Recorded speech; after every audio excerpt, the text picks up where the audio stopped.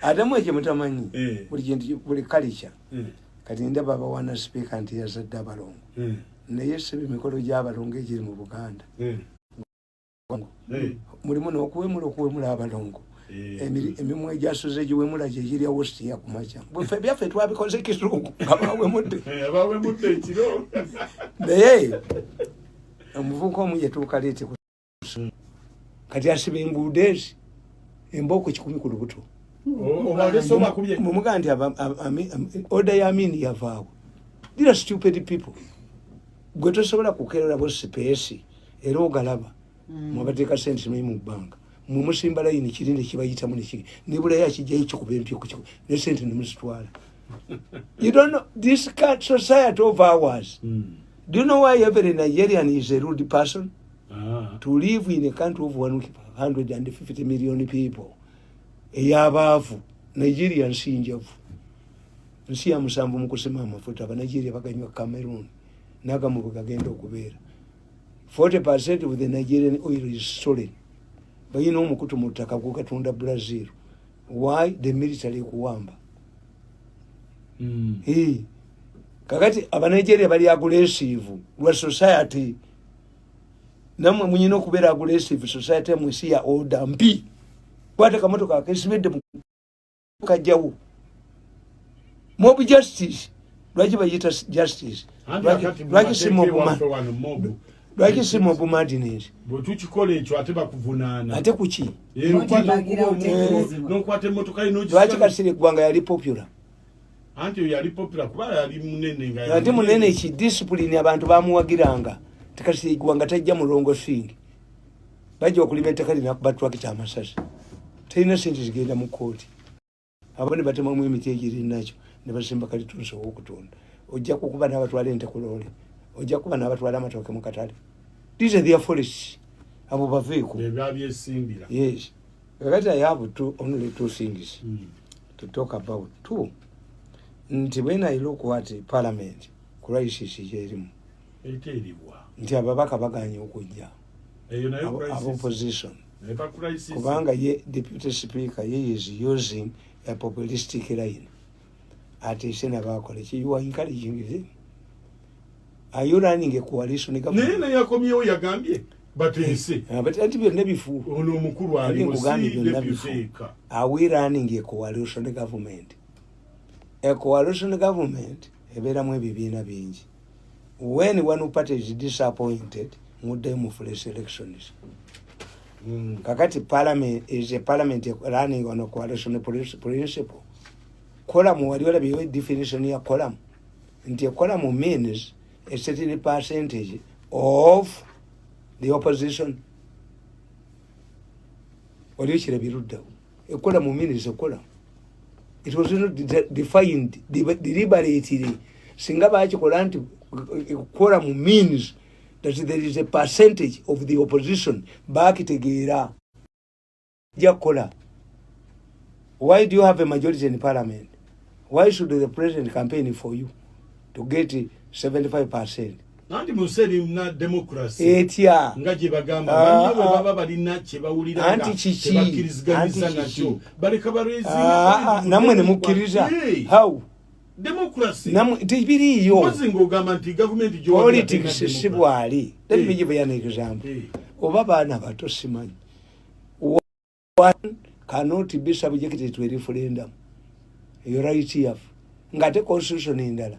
How do you do constitution egamba referendum kuba mu constitution ya Uganda mulimu system zibiri, a multi-party democracy, a movement system, any other democratic amaje bagagana. Kakati ukola federal teri yabiti kamio bana bamba mu ina percent mtu alaba bamwe basome ku political science wanu bamujja mu batwale ebweru. Federal teri yo techi mu parliament. Federal is not a political system, it's a form of governance. The Nigerian government we buy a military federal, we buy a civilians federal. Federal in a pillars the country must be big. Because your bit kamyo no tambula ne mukiriza mutu alaba na basome political science ulako kubitabo nti we are not running a parliament on a coalition basis.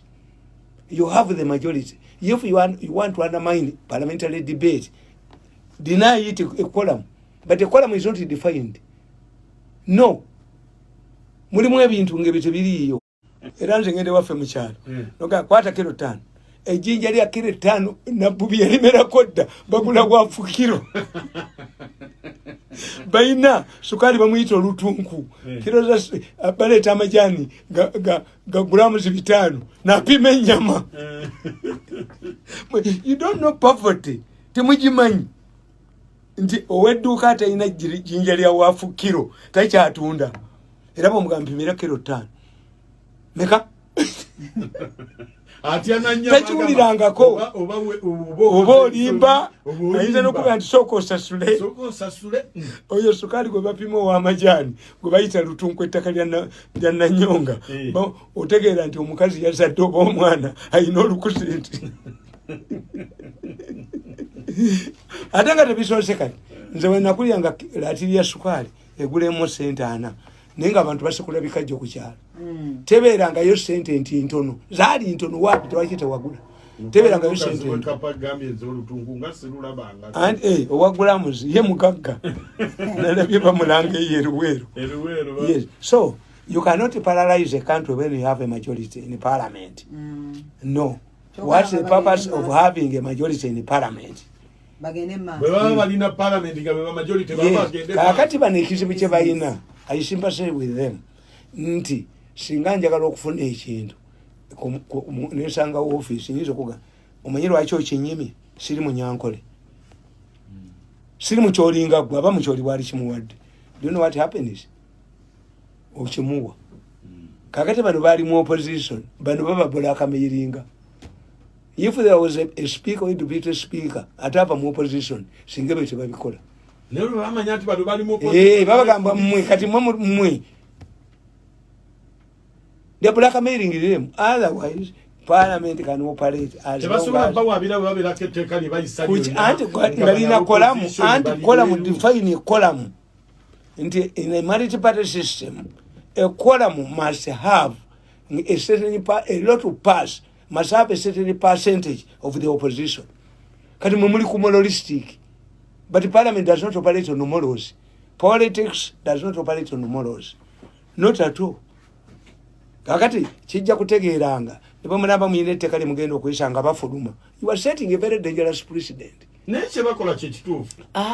Mukwatagana n'okutambuza eggwanga. Birala politics chakola bwatyo unless politics nkugambye tuyina coalition governments. How will they operate? A coalition means wala Museveni takozesa coalitions. Museveni akozesa broad based naye nga tebakitegeera. A broad based government means I pick you as an individual, I sack you as an individual. A coalition means we agree on a minimum program. Era ba minister tubakiriziganyako mpa defense nkuwe internal affairs. If we find one of them wanting era ava mufe. Museveni takiriza bya coalitions. Government etambula yabeera mu UNLF nga etambula. Government ya coalitions etambula. Things to move. There must be a dominant factor. The East African Federation teyinza kutambula. Temuyina mu dominant factor. Nete etambula America. In all the discussions, there must be a dominant factor. Omuntu gwe mulinda mu family, sente mekazo okubawo. Empira gyawano gyonna. Tiimu zaali zitambula. Kawe yabagamba nti home ground yaffe Masaka awakana akubiwo sente. Express yete tambulangako. Bagitumako ne 5 bagibetano ne drawing ne bagikuba n'ennya. Express tetambulangako lwaki teina dominant factor ayina sente alagira. Ekityo nekitali mu dominant factor tikitambula ne family ino kubeera mu ne dominant factor. Bano abanyarwanda bajjanga batambula babeeranga mu ne kalimanzira. Akulire kubo abasegulire kubo. Yes. Kakati ekyo temusobola kutambuza ggwanga mutali dominant factor. Once you bring morals, nje kati morals zijja na kutuka mugambe. Naye Museveni yetalabika nti atufuze nnyo. Omupira bolo control.